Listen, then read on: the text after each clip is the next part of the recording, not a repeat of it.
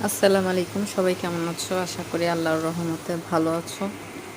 আমার এই রান্নাটি তোমাদের কাছে ভালো লাগবে। আমি ইলিশ মাছ ভুনা করেছিলাম। আমার খুবই পছন্দের একটি মাছ। আমি আগের ভিডিওতে যেটা বলেছিলাম যে আমি সব মাছ খাই না, যেমন ধরো চাষের মাছগুলোও তেমন একটা ভালো লাগে না, খাই খুব কম। দেশি মাছগুলো খুব পছন্দ। আর ইলিশ, চিংড়ি এগুলো তো খুবই পছন্দ আমার। রুই মাছ, দেশি শিং মাছ, কই মাছ। ওই যে শুধুমাত্র অপছন্দের মাছ হচ্ছে পাঙ্গাস, সিলভার কাপ, তেলাপিয়া, এগুলো একটাও খাই না। এগুলো একটাও পছন্দ না। এগুলা দেখলেও আমার মানে এগুলো আমি দেখতেও পারি না। এগুলো দেখলেও আমার মেজাজটা গরম হয়। যাই হোক, যারা খায় খাবে, সেটা আমার মাথা ব্যথা নেই। তা আমার কেন জানো না, একটুও ভালো লাগে না ওই মাছটা, যতই ভালো করে রান্না করো না কেন। ঠিক আছে, আমার ভিডিওটা, এই যে রান্নাটা যেটা দেখতেছো, এটা পুরোপুরি যদি জানতে চাও তাহলে কমেন্ট করবা।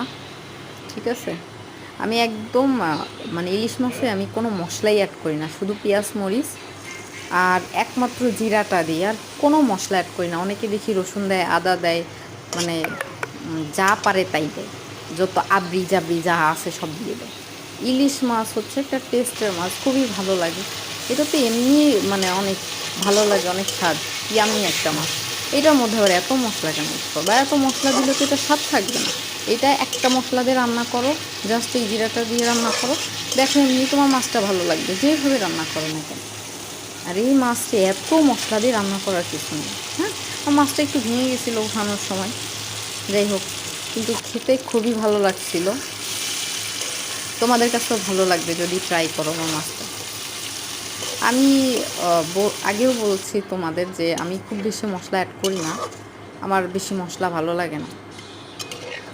কিছু কিছু মানুষ দেখি ইউটিউবে যে অনেক রান্না এত মশলা দেয় ভাই, সেটা হোক বিরিয়ানি, হোক নর্মাল কোনো রান্না, হোক যে কোনো জিনিস। আর যে কিভাবে সেটারে মানে করে প্রেজেন্ট করে, মনে হয় কি ওইটার থেকে সুস্বাদু খাবার আর কিছু নেই।